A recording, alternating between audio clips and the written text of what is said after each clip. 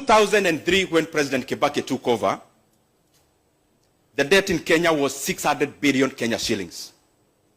600 billion Kenya shillings when President Kibaki took over. By the time he left, it was around 1.8 trillion Kenya shillings. And therefore, President Kibaki borrowed roughly, because there are some decimal points, around 1.2 trillion Kenya shillings for the entire 10 years he was president. And therefore, he was borrowing around 120 billion it's actually 100 billion every year. When President Uhuru Kenyatta took over, the debt was 1.8 trillion. In 2022, the public debt in Kenya was 8.7 trillion Kenya shillings. And therefore, he borrowed around, we can say 7 trillion. So in every year, he was borrowing roughly 700 billion shillings. There is a reason I'm giving these figures. The current administration, when it took over, the debt was 8.7 trillion Kenya shillings. Now, as we talk with you today, the legal debts, because there are others which I'll talk about, the legal debt is 12.5 trillion Kenya shillings. And therefore, in that span of less than 3 years, Kenya has borrowed 3.8 trillion Kenya shillings. And therefore, Kenya is borrowing 1.25 trillion Kenya shillings every year. And therefore, the money Kibaki borrowed in 10 years, we are borrowing every year. And therefore, every day, we are borrowing 3.5 billion shillings every day. So this conference will be here for a week. So by the time you go back to Nairobi, you can do the calculations. That is the legal debt. Those who follow politics of Africa, you must have followed the politics of Senegal last year, where two gentlemen, that is Diomaye Faye and Ousmane Sonko, they are currently the president and the prime minister respectively, were actually had been locked in by government then. They campaigned for only 10 days and won, only 10 days, because people were fed up that time. Upon assuming office in Senegal last year, they realized that the government of President Macky Sall in Senegal had borrowed between 7 to 13 billion US dollars of the book. What is of the book? There is a register the DG, the National Treasury, is referring to. That is the one when you go to the Central Bank of Kenya and all the government data, you'll get to see how much is the debt in Kenya. That was the same book they thought was legitimate in Senegal then. Upon assuming office, they realized there were some debts baptized in other names. You can call it securitization, you can call it revenue-backed board, you can call it asset-backed board.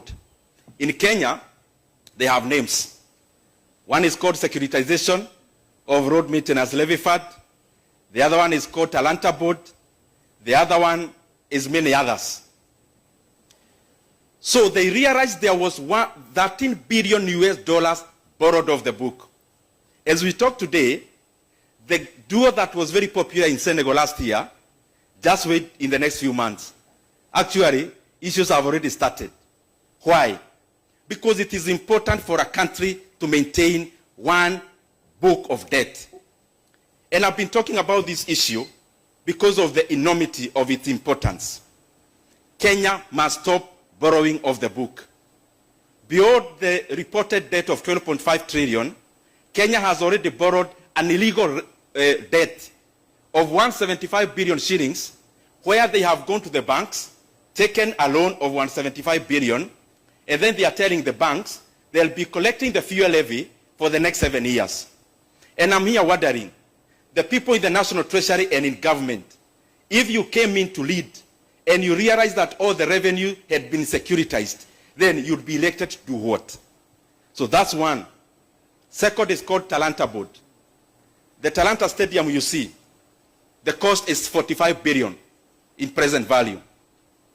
But it is important for Kenyans to know that Kenya actually took a loan of the book of 45 billion shillings. And do you know what? Now, we'll be servicing that debt using sports fund. Every month, 500 million shillings. In 15 years, a debt of 45 billion shillings, Kenya will pay an interest rate of 100 billion Kenya shillings. And therefore, the cost of the Talanta Stadium in Nairobi, the one you see on Gong Road, is not 45 billion. It is the most expensive stadium in the world. It will be 145 billion in the next 15 years. So I've been requesting the people who are dealing with our debt, no one anakuzuia kukopa, but please let us maintain, as we have done in the past, only one book of debt. And this issue, again, was just discovered in Kenya last year. Actually this year, 2025, since independence, we have never done securitization. We have never done those kind of boards. It is important that when we get a squeeze on the normal borrowing, let us not expose Kenya by opening other secret, illegal books of loans. Policy, the issue of policy. I'm just going top line. As you realize nowadays, the fiscal policy in Kenya has now been hijacked by debt. And this is how. The reasoning of the National Treasury, they are my friends, some are doing their best. The fiscal policy in Kenya currently is only addressing one issue, to the detriment of the others. Why?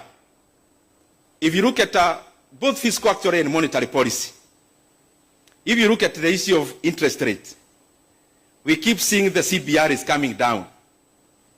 But if you look at the rating to the private sector, it's decimated. It is either stagnant or going down. So to whose interest is the interest rate in Kenya going down?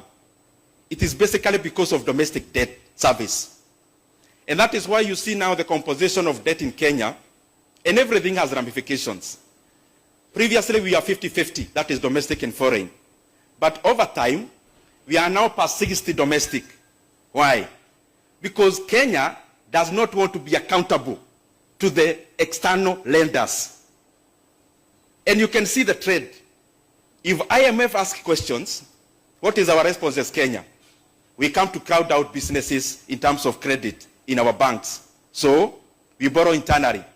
So in Kenya, the banking sector is making every year a return in terms of growth in profit, but it's not in tandem with the productive sectors of the economy, because the government is dominant in lending, in borrowing.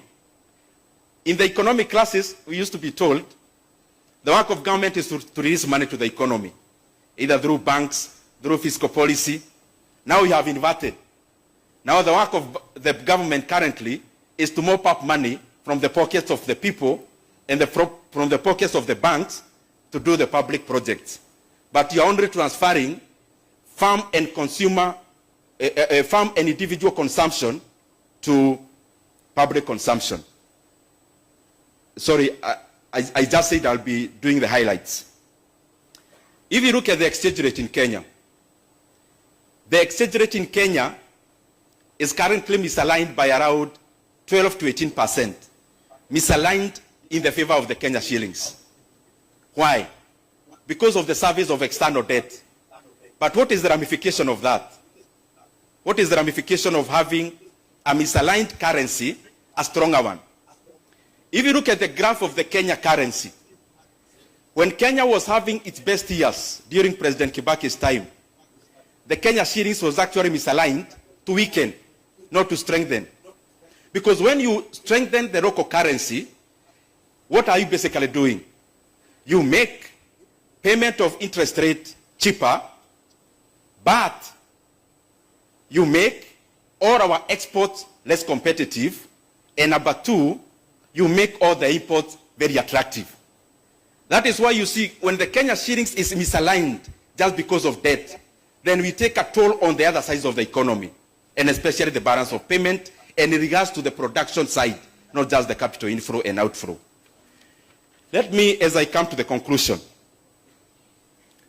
just say that what I have realized is that whatever PR you play around numbers, numbers will always betray you. If I say 4 plus 4 is 8, and somebody else is saying, no, no, no, it can be 9. Whether you paint it in black, in yellow, in red, 4 plus 4 will always be 8. And this is the reason I'm saying that. Beyond the paintings we are doing around how we are managing debt, how we want to do this, and how we've been doing this, numbers and figures always summarize stories. Numbers and figures always summarize narratives.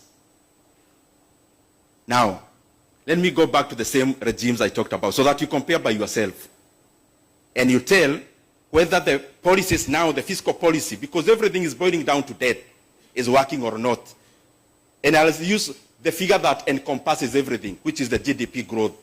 GDP growth takes care of exchange rate, balance of payment, everything else. President Mwai Kibaki took over the economy of Kenya when the GDP in Kenya was 19 billion US dollars. By the time he left, I'll actually give 3 years just to accommodate everyone, because currently we are in our 3rd year. 19 billion US dollar was the economy of Kenya when President Kibaki took over in 2002, 2003. In his first 3 years, up to 2005, the GDP of Kenya was 26 billion US dollars. And therefore, the growth in 3 years was 36%, just taking this and use at the base. It was 36%. When President Uhuru took over in 2013, the GDP of Kenya was 61 billion US dollars. In his first 3 years, the GDP of Kenya was 74 billion US dollars. And therefore, the economy of Kenya by then grew by 21% in 3 years. Now, the current administration took over when the GDP of Kenya in almost 2023, 2022 was 114 billion US dollars. We are projecting the economy of Kenya to be 131. We are not already there because it's by the end of the year. But the projection by the end of the year, it will be 131 billion US dollars. So if you do the math in dollar terms, that is 14.9%. Now, all of us, most of us here, did NEC exams, which was out of 100. And for you to do CPA, I think most of you got A's in many things. So for us to come closer home and NEC, let's multiply by 2 so that we see. Because our mentality is NEC, even me. I mean, everything I mark is about NEC. So if you times by 2, that exists by 2, that comes to around 72%. In NEC, what is grade is that? What is 72% in NEC? Isaidieni tafadhali, nyinyi watu wa CPA. What is 72% in NEC? Anyone who did a NEC exam lately? Especially this is a KCP, KCSE. I think over time it was an A or something. Now, 21 times 2 is 42%. What is 42% in terms of NEC? That is, after Kibaki, that's the one that was following. Currently, after 3 years, it is 14.9%. What is 14.9% times 2? It is what? No, first say the number before you say the grade. 14.9% times 2 is what? 29.8, is it? What grade is it in NEC? What grade? Are those my figures? You can go to KNBS, CBK. I have used government data. Let me also come back home as I finish. Regionally. And these things I'm saying them because we need to be frank about our country so that we know where do we get from where we are. In the year 2024, In the year 2024, Kenya grew by 4.7%. I have tried to take many sources and average them. World Bank, UNDP, Kenyan figures, and average them. So the Kenyan GDP grew by 4.7% last year. How did our neighbors fare? Uganda grew by 6%. Tanzania, I have actually taken all the sources and averaged. Tanzania grew by around 6.1%. Rwanda grew by over 8%. So I am talking about this so that Ethiopia grew by around 7%. So we need to know, when we reflect about what we are doing in Kenya, beyond the story we are giving, we need to look at the underlying. The other day I heard Kenya was to be closed for celebrations because I heard there was a big announcement that the GDP of Kenya has been projected by IMF to be the number 6 biggest economy in Africa. And I actually thought we are going to have a national holiday to celebrate. But these are the facts. In the year 2021, listen to me carefully. In the year 2021, the GDP of Kenya was 109.88 billion US dollars. I'll give in dollar terms because even that celebration was in dollar terms. Kenya, listen carefully. In 2021, Kenya was the number 6th largest economy in Africa. In 2022, the GDP of Kenya was 114 billion US dollars. In 2022, during election year, Kenya was the number 6th largest economy in Africa.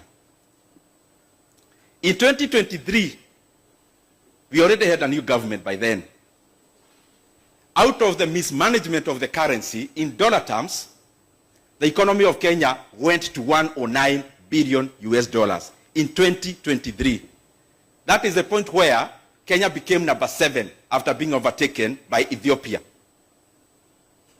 In 2024, the economy of Kenya persisted to be number 7 in the world at around 120 billion US dollars.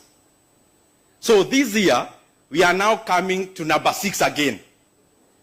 You know, a guy who can come, demolish your permanent house in a village, demolish deliberately. After demolishing because he has money, then calls a village to join for Harambee, and he volunteers to build your house. But instead of building the Mawe house you had, the permanent one, he builds you a Mabati house, and he wants the whole village to hail them as a very benevolent leader. Because Kenya was number 6 largest economy in 2021, in 2022, so returning it to where it was, is that a cause of celebration? Thank you, thank you. Thank you very much. Can I get a minute? Omolo? Yes, yes. Yes. And that is the reason why Omolo, most of the projects in Kenya, I mean, just try to have your mind go across the country. Look at any project you can identify. I've talked about debt in Kenya. We are borrowing 3.5 billion every day. I've talked about the illegal debts in securitization, Talanta Board, and the rest. They actually are in the plan of securitizing your housing levy for the next 10 years. So they want to take a loan, and the security will be your housing levy. So the government that will come will realize the housing levy was already collected for the next 10 years. But that's not the point I had. The point is this. Of all the projects you know happening in Kenya now, starting with one that we are celebrating, Rironi Mau Summit, it's not part of the debt. It's also not part of the illegal debt. It is another issue. It is your pension money through NSSF that is building that road. So it is not the borrowed money I talked about. It is also not the illegal boats. It is also not the securitization. It is also not your taxes. Talk about a project like Nyoro. You must have heard every government official talked about Nyoro. It's also not Kenyan money. It's World Bank money. The expansion of Pangani, Muthaiga, Kiambu, Duberi Road is also not your taxes. That is Chinese money. The smart city project happening in Nairobi is also not part of your taxes. That is South Korean money. Any project you may talk about, even Talanta Stadium, is also not part of the debt I talked about, is also not part of your taxes. That is an illegal debt. So the question I have, and the DG I'm sure is listening, where are you taking the money you are borrowing? And where is then the taxes going? Because you'll tell us about budget support. Which budget support? Lecturers are striking for 42 days because of 7 billion. JSS interns, we are still debating about their confirmation. Capitation, the government now wants to reduce school fees for the scholars, capitation for the scholars, and the parents in Kenya will be paying over 20,000 shillings for day school from January, according to the circular that was sent by government this term. Thank you very much. Thank you, thank you. Thank you, Mheshimiwa. You brought out